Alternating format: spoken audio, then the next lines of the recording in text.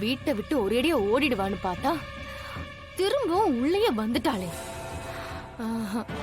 நாம ஒரு திட்டம் போட்டா அதுக்கு ஆப்போசிட்டாவே எல்லாமே நடக்குது. ஆஹா. என்ன பண்றது?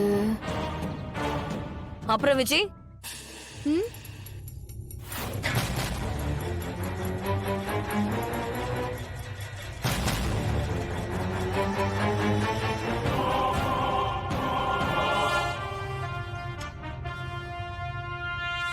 என்ன குடிசையை கொளுத்திட்டா நாங்க அப்படியே போயிடுவோம். உன் இஷ்டத்துக்கு இந்த வீட்டுல ஜாலியா இருந்து நீ நினைச்சதெல்லாம் சாதிக்கலாம்னு நினைச்சியா?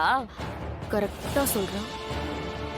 நான் தான் உன்கிட்ட ஏற்கனவே சொன்னேனே விஜி, நான் இருக்கிற வரைக்கும் என்னை தாண்டி தான் இந்த குடும்பத்தை தொட முடியும்.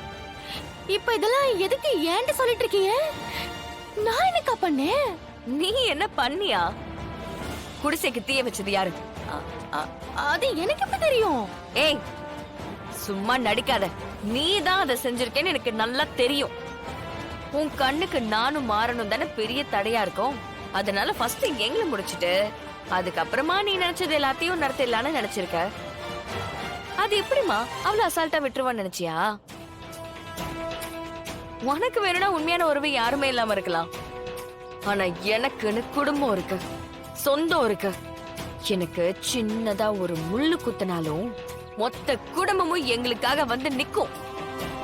அவ்வளவு பலம் இருக்கிற எங்களை ஈஸியா காலி பண்ணு நினைச்சிட்டியே, தப்பில்ல? இங்க பாருங்கக்கா, நான் ஒண்ணும் உங்க குடிசைக்கு நெருப்பெல்லாம் வைக்கல. இந்த மாதிரி தேவையில்லாம என் மேல பழி போடுற வேலையெல்லாம் வச்சுக்காதீங்க. ஐயோ, நல்லவளா நடிக்க ட்ரை பண்ணிட்டு இருக்கியா? அப்படி என்னடி சாதிக்க போற? உன்னை பத்தி எனக்கு நல்லா தெரியும் விஜய். நீ யாரு, எங்க இருந்து வந்திருக்க, உன்னோட நோக்கம் என்ன, இது எல்லாமே எங்களுக்கு தெளிவா தெரியும். அது நீயே உன் வாயால சொல்லிருக்கமா? கொஞ்சம் பாக்குறியா? குறும்படம் பாரு, நல்லா பாரு. எங்க அப்பா சாவுக்கு அந்த ராமச்சந்திரன் தான் காரணம். ராமச்சந்திரா, என் அப்பா சாவுக்கு நீ பதில் சொல்லியே ஆகணும்.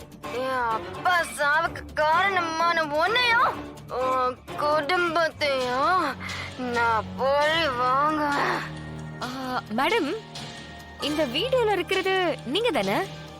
இல்ல நான் இல்ல, என்ன மாதிரி யாரோ ஒரு ஏஐ வச்சு பண்ணி டப்பிங் வாய்ஸ் எல்லாம் கொடுத்திருக்கீங்கன்னு எதுவும் சொல்லிட போற? நியாயமா எல்லாத்தையும் பஞ்சாயத்திலே போட்டு காமிச்சிருக்கணும்.